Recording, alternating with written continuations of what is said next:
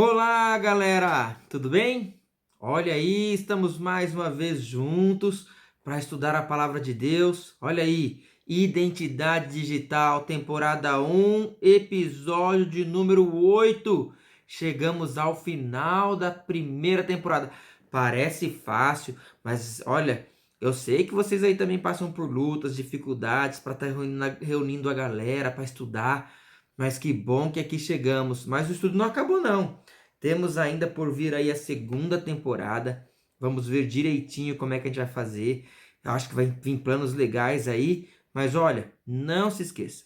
Esse estudo tem dois objetivos, né? O primeiro deles é fazer a gente conhecer mais da palavra de Deus. Isso é importantíssimo, é o objetivo não apenas do Apocalipse, mas nos tornar aí mais conscientes do plano de Deus, é o objetivo de toda a Escritura, né?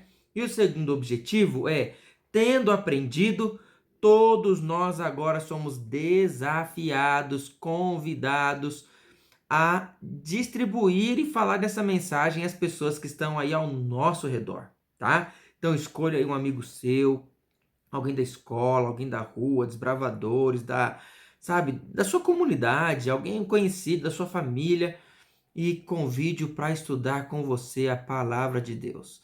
Se em algum momento você sentir assim que você não tem todas as respostas, que não tem todo o conhecimento, comece e surgindo as dúvidas, as perguntas, procura aí a sua professora dos adolescentes, pode procurar também o pastor da sua igreja, procure o ancião e a gente também está aí à disposição aqui na Associação Paulista Sul para dar suporte e apoio para você. Mas o importante é começar. O resto depois a gente descobre junto e participa junto, tá bem? Esse estudo bíblico é uma promoção do departamento, né, do Ministério do Adolescente, da Associação Paulista Sul, professora Kátia Monteiro, e eu, pastor Sérgio Monteiro, estou aqui só ajudando e participando junto com você, e é um prazer. Tá com a sua Bíblia na mão? A minha Bíblia tá aqui, deixa eu mostrar para você, ó. Hein? Se você não tem uma Bíblia destas, procure aí a sua professora dos adolescentes e fale aí, quando é que a nossa galera vai estudar aqui o Identidade Digital, fazer o estudo do Apocalipse para adolescentes e vamos receber uma Bíblia dessa. Conversa aí com ela, ela vai procurar aí com certeza a associação e meios vão ser encontrados para que todos possam participar, beleza? O tema do estudo de hoje, o estudo de número 8, tá aqui, ó. É um monstro subindo da terra. Nos nossos estudos anteriores, nós vimos aí três grandes animais, né? Um representando aí o inimigo, Satanás e a forma como ele persegue a igreja. O segundo animal que nós estudamos, de Apocalipse 13, na verdade o primeiro em Apocalipse 13, mas na nossa série aqui o segundo, foi a besta que surgiu do mar. E a gente viu que besta é um poder, o próprio nome besta, né? Na sua origem, na nossa língua, no grego, no inglês.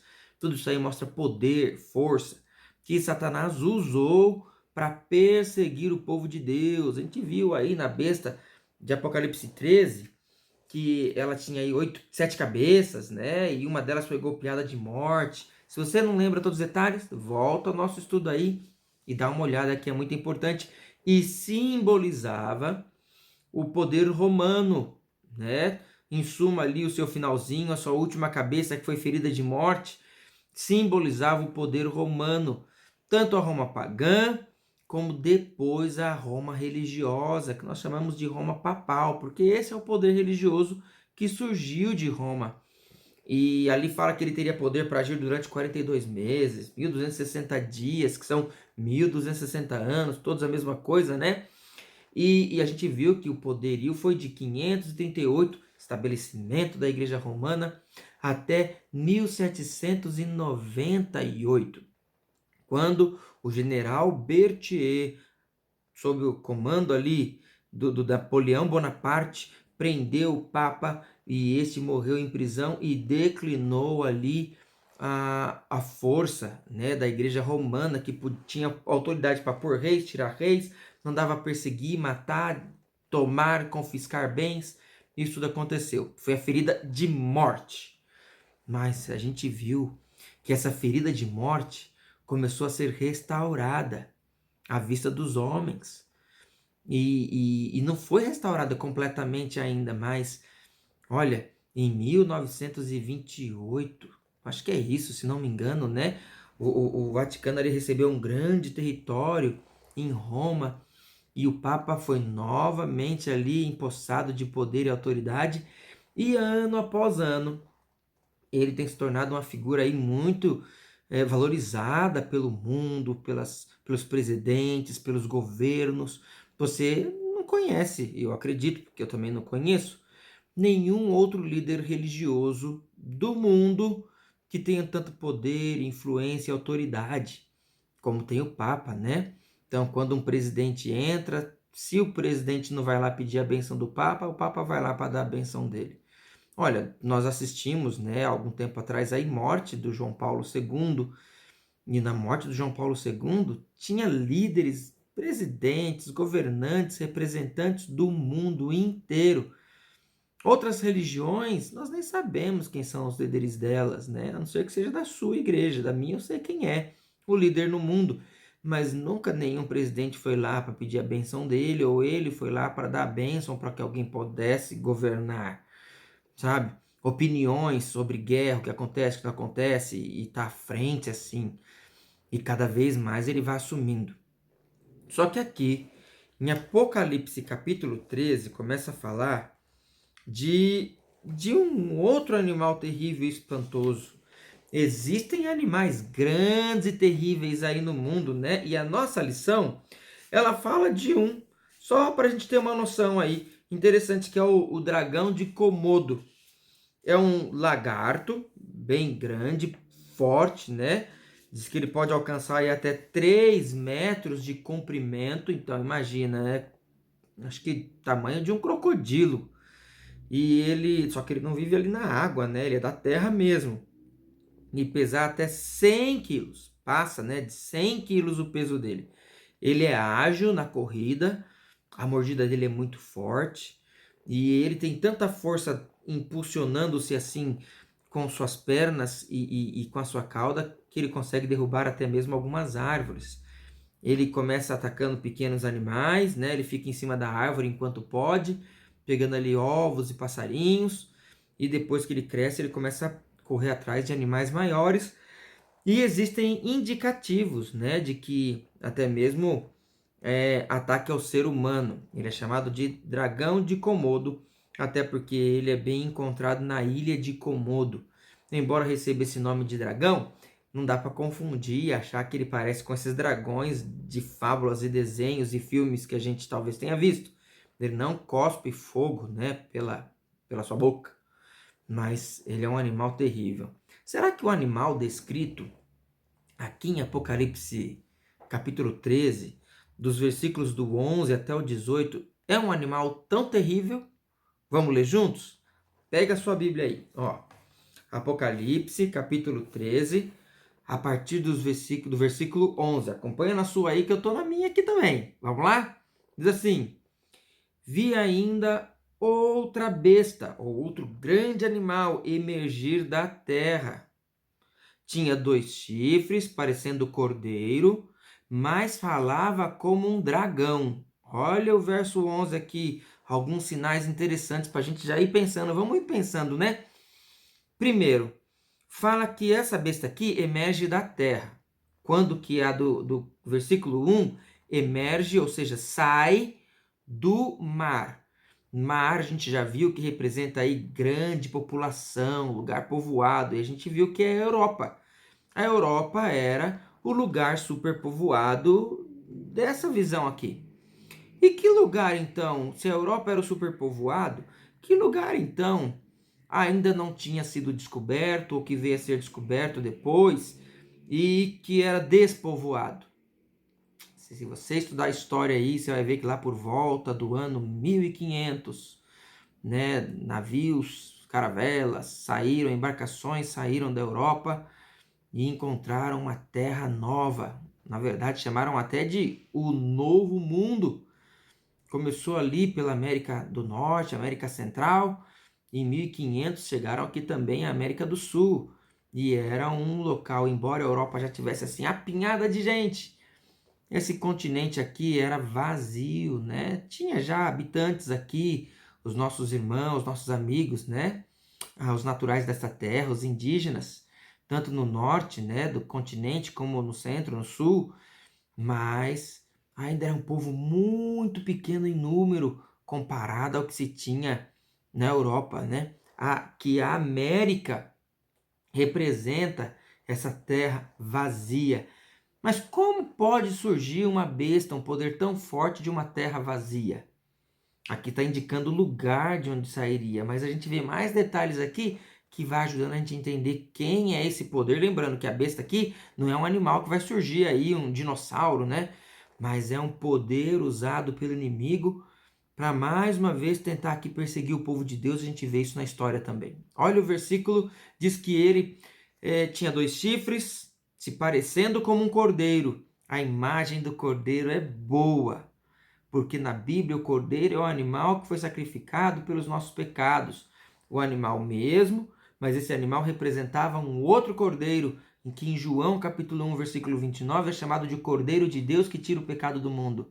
Ele se parecia com o cordeiro, uma coisa boa, que traz liberdade dos nossos pecados, né? Ou liberdade da nossa vida, que nos traz paz.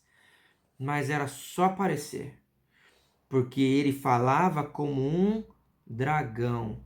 Então parecia como cordeiro e falava como um dragão. Alguns autores aqui colocam os 2 chifres, né, simplesmente pela aparência do cordeiro, que tinha 2 chifres. Outros autores, estudantes da Bíblia, também, e a gente já estudou isso aqui, né, falam que os 2 chifres representam aí as 2 forças, né, os 2 poderes usados por esse cordeiro, 2 forças, né? Alguns acreditam que seja aí talvez a política e também agora através da força religiosa, 2 correntes aí que vão ser usadas para perseguir o povo de Deus. Olha, continua dizendo aqui, ó, verso 12. Ela, essa besta, exerce toda a autoridade da primeira besta na sua presença e faz com que a terra e os seus habitantes adorem a primeira besta cuja ferida mortal havia sido curada. Olha que interessante. Então, essa besta aqui, ela surge e ela agora, ela exerce a autoridade da primeira. O controle que a primeira tinha, agora é dela. Como pode isso? Ó, lembra do que a gente estudou na outra vez? Existiam nações, existiam reinos, mas a Igreja Romana estava em todas as nações e em todos os reinos, mandando inclusive nos reis de cada nação, determinando o que cada um deveria fazer ou não.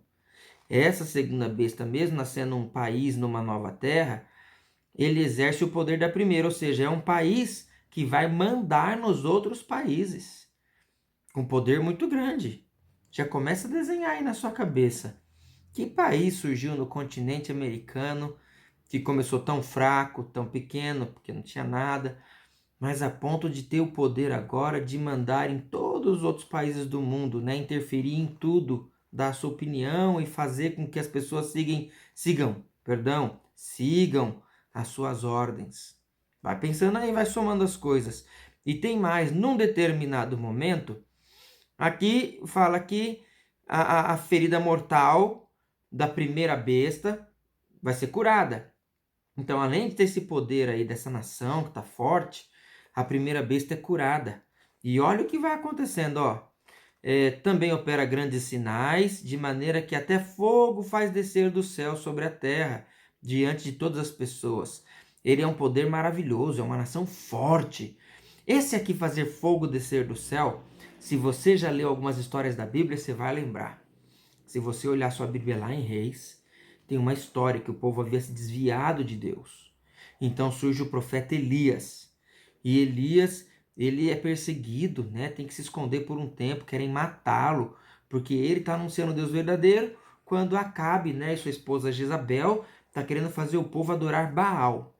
Então um dia, Elias, né, fala que não vai mais chover por 3 anos, e fica 3 anos sem chover. Aí ele se esconde esse tempo todo e ele reaparece e convoca todo o povo para o Monte Carmelo. Lá no Monte Carmelo vai o rei Acabe, a Jezabel, vai os soldados do exército e ele fala que era para ir todos os sacerdotes de Baal. E quando eles chegam lá, Elias está lá e faz um desafio diante de todos eles, do povo. Fala, olha, hoje a gente vai saber quem é o verdadeiro Deus. Elias faz um altar, os profetas de Baal fazem um altar. Então Elias fala que eles podem clamar ao Deus Baal, e se Deus Baal é o verdadeiro, ele ia fazer descer fogo do céu e queimar o sacrifício. E os sacerdotes de Baal então fazem lá o altar, matam um bezerro, põem lá em cima, e eles cantam, dançam, gritam, chegam, se cortam, se chicoteiam e clamam, e nada acontece. Passada a vez deles, agora vem a vez de Elias, que faz o altar, coloca o cordeiro por cima, só que ele manda fazer uma valeta em volta do altar, joga água no cordeiro, joga água a ponto de encher e transbordar aquela valeta que fez ao redor do altar. Aí ele se ajoelha e ora: Senhor, mostra para esse povo quem é o verdadeiro Deus.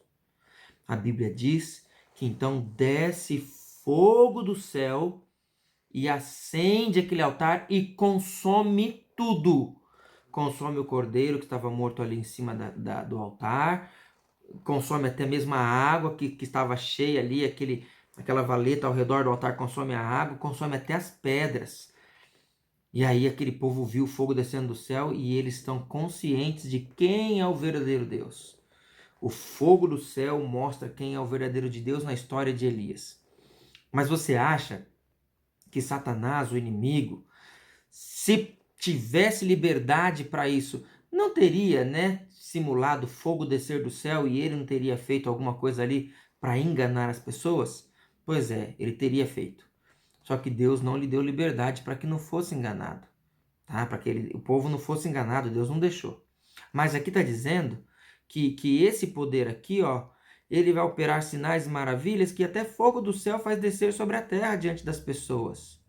E está associado com o versículo 14, que fala assim, ó, seduz aqueles que habitam sobre a terra por causa dos sinais que lhe é permitido realizar diante da besta, dizendo aos que habitam sobre a terra que façam uma imagem à besta, aquela que foi ferida à espada e sobreviveu.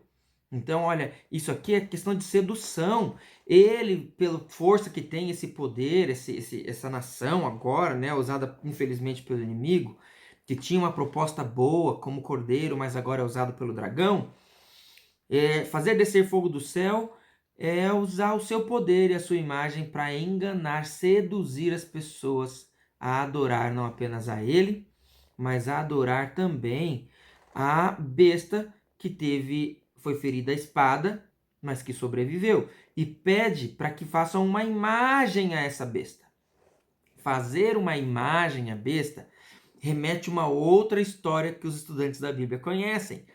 Se você pegar a sua Bíblia e ler Daniel capítulo 2, você vai ver lá a história de um rei chamado Nabucodonosor, que fez uma imagem, uma grande estátua de ouro na Babilônia, cuja altura era 60 côvados por 6 côvados.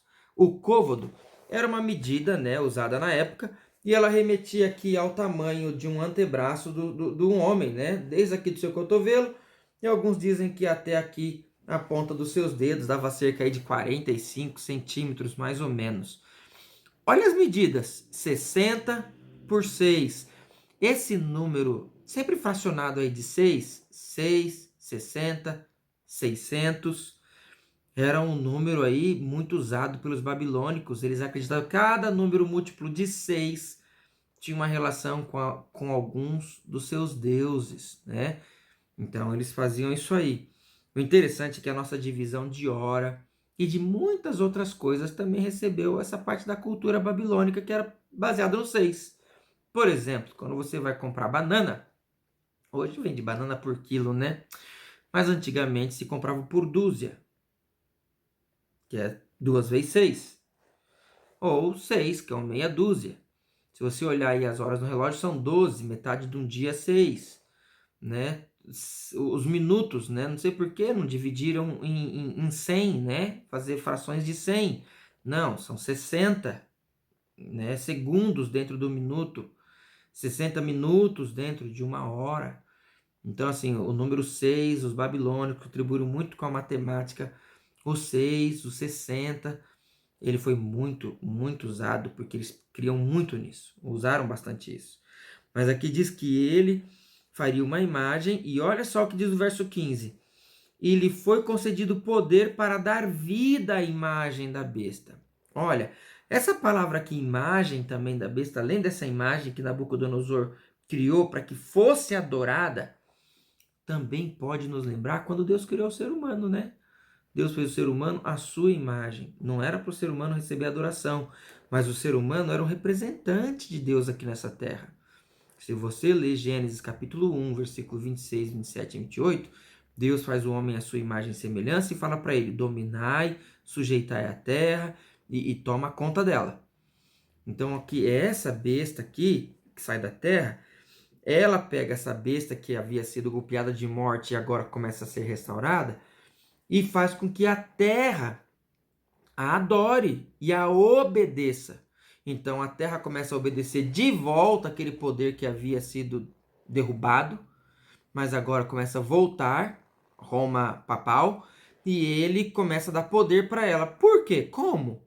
Bom, primeiro, porque ele agora tem o poder bélico, é forte, a maior nação do mundo. E quem não lhe obedece paga um preço muito alto. Então ele tem a força. E com a força ele faz com que as pessoas obedeçam agora esse outro poder que dá os ditames religiosos, né? Poder político e o poder religioso ali agora vindo novamente de mãos dadas. Isso aqui é profecia que, embora o cumprimento total ainda vai acontecer no futuro, as raízes disto aqui a gente já começa a perceber nos dias de hoje, né? É verdade, porque olha, pense nos Estados Unidos. A gente já nasceu nessa época, então a gente já vê os Estados Unidos como uma nação muito forte. Mas até o ano 1700 e uns quebrados, os Estados Unidos era fraco. Eles tentaram a primeira vez aí negar, mandar os impostos para a Inglaterra. A Inglaterra invadiu aqui os Estados Unidos e devastou Washington, destruiu, deixou em nada, sabe? Para mostrar que eles não eram nada, sabe? E assim, sem nada, daqui a pouco do nada eles começaram a crescer e se fortalecer e se tornaram uma nação fortíssima. Lá no ano 1700, né? Deixa eu ver aqui, 1700 e quanto tá aqui escrito bem bonitinho no nosso papel aqui, ó, 1700 e... Opa, cadê aqui a data do negócio? Vamos lá, aqui, 1776, no dia 4 de julho, os Estados Unidos proclamou a sua independência, né? Formando ali os seus estados, formou o nome Estados Unidos da América. 1776, antes ainda da queda do papado, ele clamou independência e veio quietinho ali com uma nação que queria o bem. Na sua carta de liberdade dizia que ali era em busca da felicidade de todos, era de liberdade plena de religião, né, que todos poderiam adorar a Deus da forma como a sua consciência desejava. E essa nação foi criada sobre esse foco: liberdade, de adoração a Deus e a valorização do ser humano. Mas a gente vê que com o passar dos anos, a questão religiosa tem caído cada vez mais. Um país que foi feito sobre bases e princípios cristãos, hoje é um dos países mais desviados do cristianismo do mundo, né? Pessoas céticas, distantes de Deus, que estão não apenas vivendo, crescendo, se desenvolvendo, todo mundo tem liberdade de seguir a sua religião, mas estão assumindo o poder com a mentalidade de controlar os outros, porque eles não querem ser religiosos e acham que aqueles que o são estão andando na contramão do mundo, estão atrapalhando. A gente tem que tomar cuidado com isso. O nosso país ainda tem liberdade religiosa, mas precisamos de cuidar, orar e escolher bem na hora das pessoas que nos representam na política, sabe?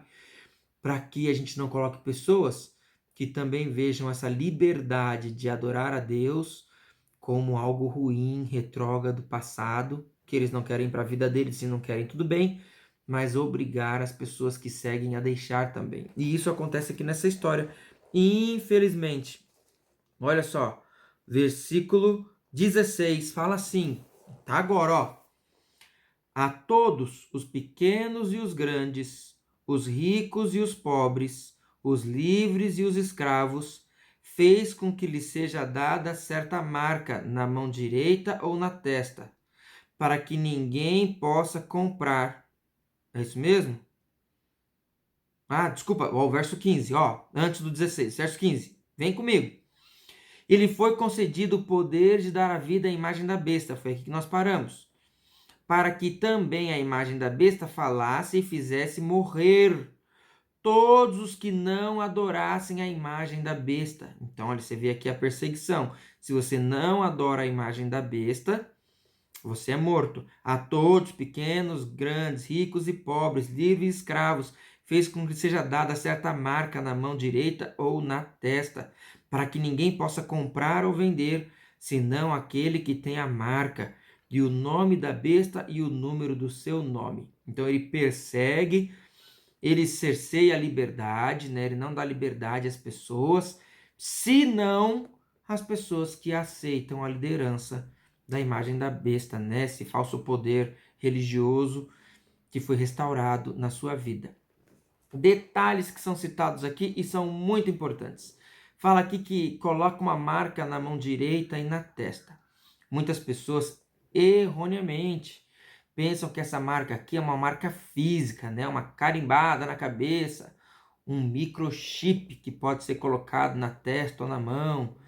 Antigamente pensavam que, olha, é a leitura da impressão digital. Teve gente até que falou na época da pandemia que aqueles sensores que lê a temperatura ali do pessoal era uma forma de... Tava marcando na testa o número da besta. Não, não tem nada a ver com isso, né? A nossa fronte aqui, a nossa testa, na Bíblia, ela é o símbolo da nossa razão, da nossa consciência, daquilo que nós pensamos. Então, muitas pessoas iam receber a marca na testa, quer dizer que eles iam aceitar por consciência isso, vão lutar por isso porque eles acreditam que seja a coisa certa. Ele os influenciou a crer nisso e andar nesses caminhos. A segunda lugar que fala que se coloca a marca é na mão direita. A mão direita na Bíblia é o símbolo das nossas obras. Então, muitas pessoas que vão ter aqui, ó, a marca na fronte vão aceitar. E, obviamente, se vão aceitar, também vão praticar. Mas muitas pessoas talvez não aceitem. Mas para não sofrer com a perseguição, aceitem a marca somente na mão. Quer dizer o quê? Eu não acredito, mas eu obedeço, que é para eu não ter problemas, né? De qualquer forma, né? O selo de Deus é colocado somente na fronte. É só para aqueles que amam a Deus e o aceitam de consciência. Se alguém não ama a Deus, não aceita de consciência, não adianta por obrigação fazer o que Deus pede. Não resolve, porque tem que vir do coração. Já a besta, ela aceita tudo. Seja você aceitá-la porque você a ama, Satanás porque você a ama, ou porque você é um escravo, mas ele quer essas pessoas. Ele vai marcar os seus seguidores na testa e na mão. E diz assim, ó, para que ninguém compre ou venda. Esse comprar e vender aqui, alguns antigamente diziam assim, é o cartão de crédito, é o CPF, é um chip. Não tem nada a ver com isso, tá? Esse comprar e vender pode até representar aí a liberdade para operações comerciais. Mas comprar e vender representa toda a liberdade de ir e vir do ser humano.